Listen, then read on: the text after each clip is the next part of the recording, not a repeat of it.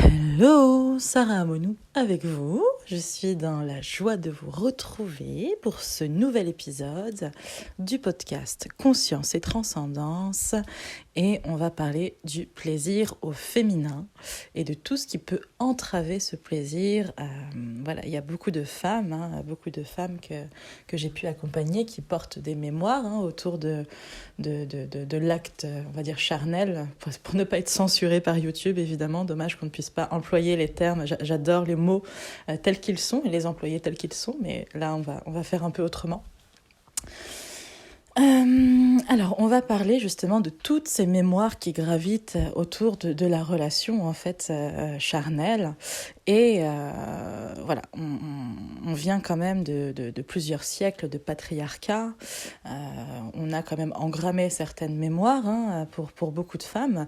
Et probablement que toutes les femmes, ou presque, un jour ont pu ressentir justement cette obligation, ce devoir conjugal de se laisser aller justement à l'acte, alors qu'elles ne sont pas forcément partantes sur le moment, consentantes, et à le prendre comme une forme d'obligation et de devoir, plutôt qu'un moment de fusion, un moment de connexion, un moment de partage, un moment de douceur, de tendresse. Donc c'est toutes ces mémoires qui gravitent, qui sont là, évidemment, très souvent c'est inconscient. Donc il peut y avoir des blocages, on peut avoir des choses qui nous viennent comme « oh là là, je sens qu'il se rapproche, je vais passer à la casserole ». Et alors c'est un peu hard, mais, mais je dis les choses telles que j'ai pu les entendre et parfois les vivre moi-même. Donc c'est mettre la conscience sur toutes ces mémoires qui gravitent et qui entravent en fait le contact du plaisir, le contact de se laisser complètement être, de se laisser complètement aller dans cette connexion à l'autre. Évidemment, on parle d'un acte qui est dans le respect, peu importe ce que chacun aime, tant que c'est consenti des deux côtés, c'est parfait. On n'est pas dans le jugement de ça doit être brutal ou ça doit être hyper doux. Chacun a sa manière de connecter à ces moments-là de plaisir. Mais ce qui va être intéressant, c'est de voir voilà, ce qui entrave. Est-ce que je m'autorise à aller chercher mon plaisir en tant que femme ou est-ce que j'attends que ça vienne de l'homme parce que c'est comme ça et que j'ai jamais remis ça en question? Est-ce que je suis actrice dans ce plaisir, dans cette... C'est pas forcément une recherche du plaisir parce que le plaisir ne vient pas quand on le recherche, mais plutôt quand on se laisse être, quand on est pleinement dans son corps. Et quand on est vraiment dans cette connexion sans attente justement de plaisir, c'est là que ça vient, quoi. Donc, il y a toutes ces mémoires qui gravitent autour de la femme, autour des mémoires transgénérationnelles, s'il y a des mémoires d'inceste, il y a des mémoires de viol, d'attouchement, voilà, tout ce qui a pu ne pas être verbalisé et malheureusement qui est engrammé dans les générations suivantes. Savoir aussi que dans notre ADN, on porte beaucoup plus les traumatismes de nos grands-parents que de nos parents eux-mêmes. Et comme, si vous m'écoutez, c'est que vous êtes normalement majeur. Et si on remonte à la génération des grands-parents, des arrière-grands-parents, on est un peu dans des générations de taiseux. Donc voilà, donc c'est aujourd'hui que les mémoires ressortent le plus. Moi, je l'ai vu beaucoup dans mes accompagnements, ces mémoires de violence autour de cette sphère justement de mémoire portée et non verbalisée. Puis à quel point elles ont pu, certaines femmes à l'époque ont pu en souffrir et garder ça en elles toute leur vie. Et à quel point ça a pu alourdir leur existence quelque part. Donc c'est vraiment de se dire, voilà, qu'est-ce qui m'entrave si je m'observe, est-ce que souvent je suis partante en tant que femme? Alors il faut savoir aussi que les femmes peuvent se sentir dans cette obligation de devoir conjugal, mais les hommes se mettent une pression de donner du plaisir à leur partenaire. Donc il y a aussi, c'est dans les deux sens, je pense qu'il y a vraiment la communication, il y a vraiment que la communication qui peut fluidifier justement l'acte et qui peut le rendre à sa juste place, le remettre à sa juste place, c'est-à-dire un moment de connexion, un moment de... Je parle pas forcément d'avoir des enfants, là c'était évidemment que voilà, c'est indéniable. Mais là, je parlais vraiment des moments de connexion à deux, de tendresse. On n'est pas obligé d'aller jusqu'au bout, on peut juste se laisser être. C'est voilà, ces deux corps qui vont à la rencontre l'un de l'autre, ces deux univers qui se rencontrent, ces deux corps émotionnels aussi qui se rencontrent. Donc c'est vraiment une invitation à se dire, à aller au-delà justement de ces mémoires, parce que ces mémoires, elles entravent justement le plaisir, pas forcément en tant que jouissance, mais le plaisir de se connecter intimement à l'autre en fait. Quand je dis intimement, on parle pas forcément que de l'acte, mais vraiment de ces moments d'intimité où on se laisse être dans sa vulnérabilité, dans sa fragilité, dans sa sensibilité, et être pleinement devant l'autre. Et je sais combien parfois ça peut être difficile, mais c'est un tel cadeau que d'entrer dans cette intimité, dans cet espace sacré, parce que l'acte de base, l'énergie, on va dire l'énergie charnelle pour ne pas dire le mot, pour ne pas être censuré, mais l'énergie charnelle est une énergie sacrée, et c'est une énergie d'une puissance presque inégalée. Donc il y a vraiment cette notion de... c'est une invitation aussi à être dans le corps, mais aussi dans le cœur. Parce que le cœur décuple tout ce qu'on vit. Donc je vous laisse deviner, quand on est pleinement dans son cœur et dans son corps, à quel point le plaisir est décuplé aussi.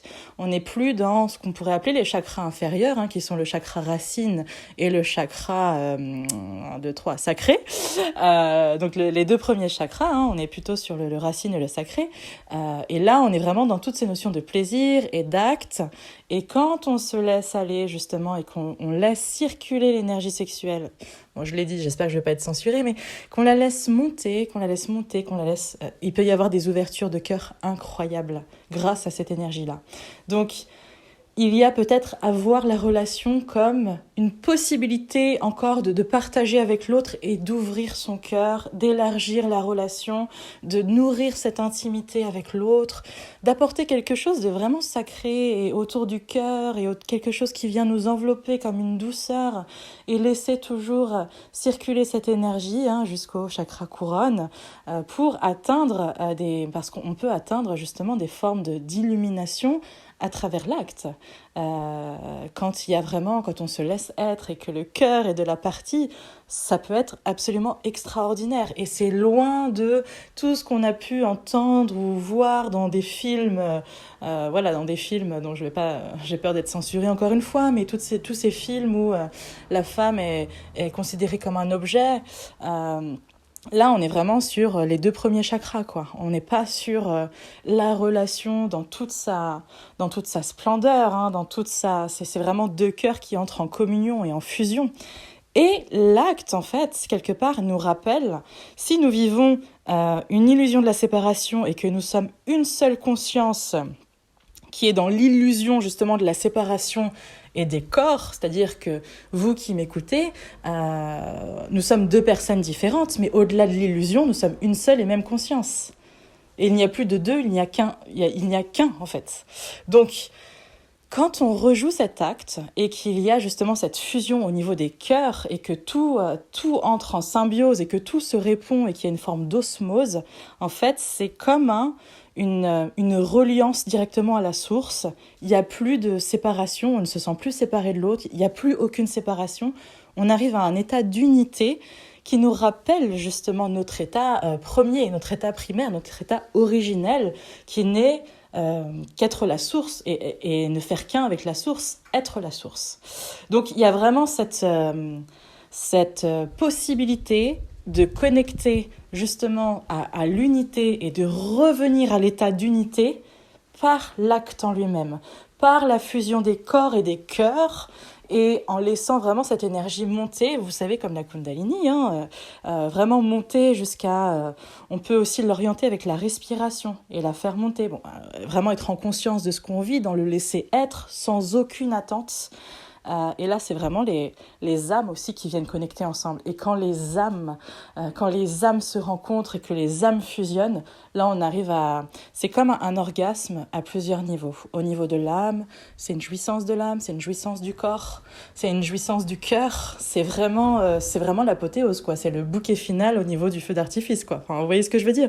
Donc, il y a vraiment à aller chercher autre chose que tout ce qu'on a entendu et à dépasser, à transcender toutes les mémoires en les conscientisant, évidemment, puisque la conscience transcende. Et à aller chercher justement, à aller au contact de cette intimité dont parfois on a très très peur, hein, parce que être dans sa vulnérabilité, dans sa fragilité, c'est pas quelque chose qui est, quand on le fait la première fois, c'est pas quelque chose qui est forcément confortable.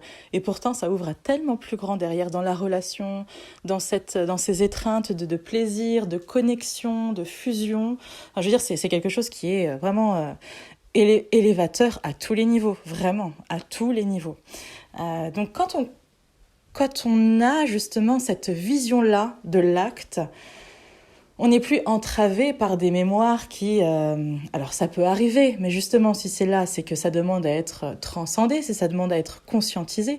Donc à chaque fois que vous n'avez pas envie, posez-vous la question si c'est juste parce que là je suis pas ok, et c'est ok de pas être ok, hein, on peut ne pas toujours avoir envie, des fois on n'est pas dans le mood, des fois...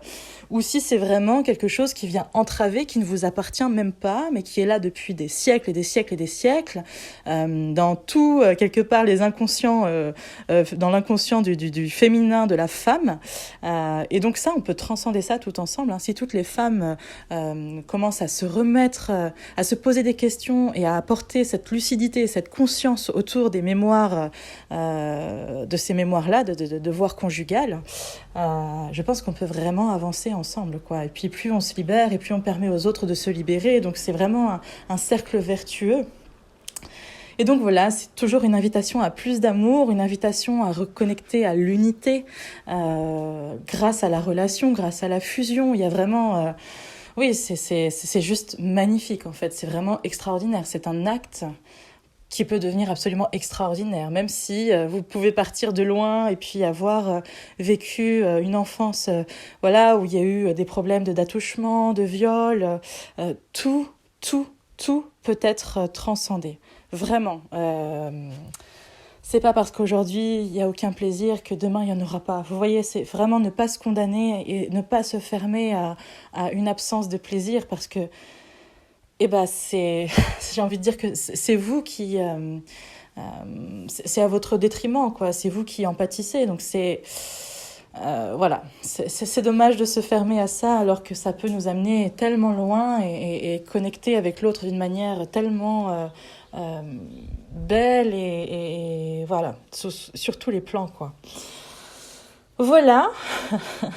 Alors j'espère que ça vous aura parlé. Je vous remercie pour voilà, vos commentaires, vos j'aime, vos abonnements. Vraiment, ça me fait très très chaud au cœur. Je vous embrasse très fort et je vous dis 1, 2, 3. Et je vous dis à très bientôt pour un nouvel épisode, ma foi.